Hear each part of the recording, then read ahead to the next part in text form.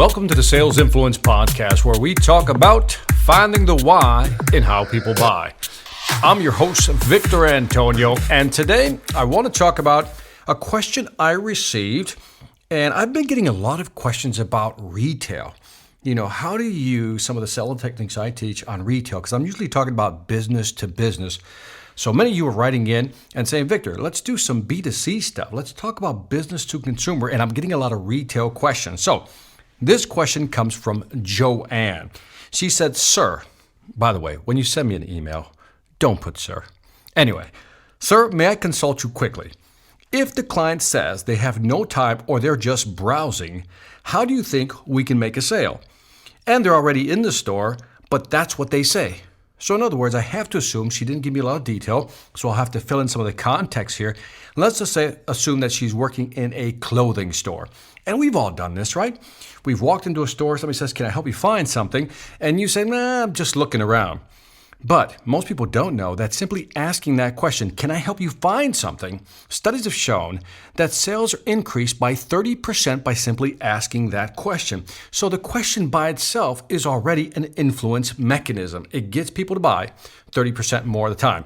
Now, that said, let's take a step back. Before I answer the question, what should she say? What should she do? Let's go back and look at Robert Cialdini's book called Influence. Now, if you're listening to this, and if you've not read the book Influence by Robert Cialdini, who talks about 6 principles and talks about the psychology of persuasion, you are missing out. Robert Cialdini's book, Influence, the psychology of persuasion. And in there are 6 principles of influence that he talks about. Now, I want to highlight 3 because the 3 that I want to highlight actually can be used in a retail sales situation. The first one is social proof. Now, social proof is a very fascinating thing. When you see other people doing something, that makes you want to do it. Let me give you an example of social proof. When you see a long line at a restaurant, you think what? That must be a good restaurant. But if you see an empty restaurant, you say, maybe that's not such a good restaurant, and you keep walking. Now, why did a long line attract you? Why? Because other people are eating there. That's social proof. When you see other people doing it, you must think, hey, that must be the right thing to do. You ever walk into a situation, let's say an elegant party or a ceremony of some sort, and you don't know how to behave. So the first thing you begin to do is to look around to see what other people are doing. And again, you mimic them, right? You're looking for social proof, what you need to do.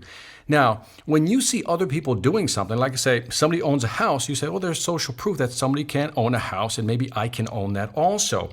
So social proof is really about looking at other people and having them prove to you that whatever they're doing is possible for you. The second thing he talks about is scarcity. Oh, we've all heard that sales pitch before. Well, there's only 3 left.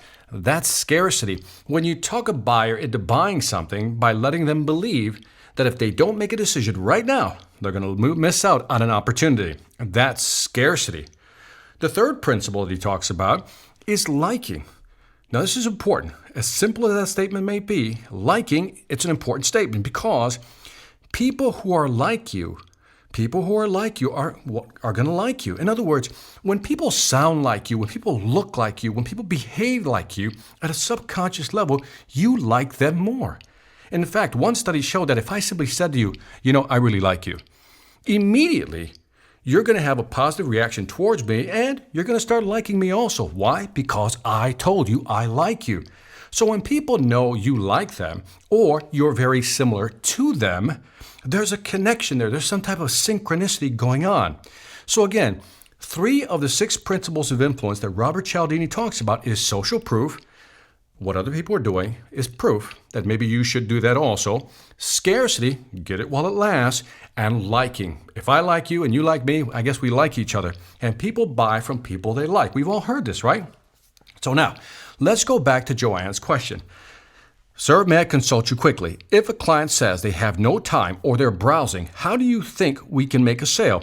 And they're already in the store, but that's what they say. So in other words, when somebody says, I'm just looking around, I'm just browsing, what do you say? Well, it's not only about what you say, it's what you do. So here's what I would suggest, Joanne. First of all, always smile, be friendly. But here's the important component. There's smile, there's being friendly, but also be excited.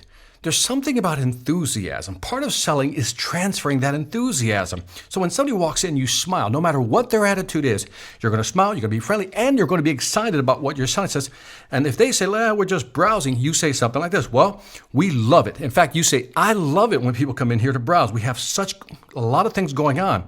And then you say something like this. Let me highlight just a few things. And then you maybe point them in that direction or walk with them in a certain direction. You say, see right here? And let's say it's men's clothing, right? You can say, today we have these shirts on sale. These are fantastic shirts. And then what you can do is add a benefit, add some social proof, and add a little scarcity. Here's how you do it. You say, well, let me just highlight, and let me start from the beginning so you make sure you get it all. Smile, be friendly, get excited, and say, I love it when people come in to browse. Let me highlight a couple of things. You move in that direction, you point. You see these shirts here today? They're on sale. Now, they're extremely comfortable and they have this soft cotton. And other men who've bought those shirts really love it. And they're going fast. And again, right there in that small statement, I just inserted a benefit, social proof, and some scarcity. Benefit. Here are some shirts. They're extremely soft. Men who've purchased these shirts love them. Scarcity. They're going fast. And again, you can then point over to some pair of pants and do the same thing. See these pants right here? These are pants that are very popular right now because of the material that they're made of. And the good thing is that they're good for blah, blah, blah sizes. And then you talk about, right there, those just went on sale this week and they're going like hotcakes. Again, come up with your own phraseology. And then you say something like this. And then add, the dressing room is right over there. My name's Joanne. If you need anything, let me know. I'm here to help you. Now, the good thing about that approach is that somebody wants to come in. Some people really don't like to be bothered when they just want to look around. But everybody, listen carefully, everybody wants to know about a sale that's going on. Everybody wants to know about some benefit that may benefit them. So by highlighting some shirts that are on sale, they're extremely soft, men love them, that's telling the customer, hey, here's some products you might want to look at. And then you talk about some pants. Just pick one or two things. That's it, one or two things, and just highlight those two things. If you're in a clothing store, most likely somebody's going to come in for shorts or pants. So by highlighting one specific thing, don't highlight 20 things, okay? That'll just confuse them. Remember, a confused mind will never make a decision. But just highlighting two things that they should be aware of. Mention the benefit. Again, mention why it's good for them. Talk about social proof, other people buying it, and then if there's scarcity because it's a sale and there are only so many left, we don't have any more in inventory, mention that as well. People need to feel comfortable when they walk into your store. They need to feel like they're at home. They don't need to feel pressured. But that's what the pitch does. It makes people feel comfortable when they walk into the store. That's all people want. Lastly, I just want to emphasize this to my friend Joanne and those of you listening. When somebody comes into the store, and sometimes people just have a negative attitude, right? They just had a bad day. They just look like, somebody just shot their dog, right? And they're always like, I'm just looking around. And they have that look. Now, there's a fundamental difference between reacting and responding. If they're negative and you follow their lead, in other words, they come in with a bad attitude and you just kind of give them a half-hearted welcome, well, guess what? You're reacting to their negative disposition. That's never good. What I want you to do is never react, always respond. In other words, if they come in with a negative attitude, you're not going to follow their lead. You're going to still overpower them with your enthusiasm. You're going to be smiled, you're going to be friendly, you're going to be excited, and you're going to be helpful. And again, I don't care who the person is. If you can highlight something for them, shirts over here, here's some benefits, talk about who's buying them, social proof. By the way, they're on sale. We don't have that many left. You might want to take a look at that. Over here, we have some pants, same thing. Hit the benefit. Talk about people who are buying it. And again, we only have so many in inventory. And let me know if I can help you in any way. My name is Joanne. I'll be right over there. And then you walk away. And guess what? People now will feel comfortable in the store. You've given them your pitch. You've walked away. Now you let them make the decision. That's how you sell retail when somebody says, I'm just looking around. This is Victor Antonio. I hope that tip was helpful. Joanne, thank you for the email. That's it for the Sales Influence Podcast. Don't forget to leave some feedback on iTunes, Stitcher, or YouTube. Let me know what you think. I greatly appreciate it. For those of you who have left feedback, especially on iTunes, I really do appreciate it. Thank you very much. Also, check out my sales training website, seminarsonselling.com, where you'll find great training videos for you or your team to help you grow your business.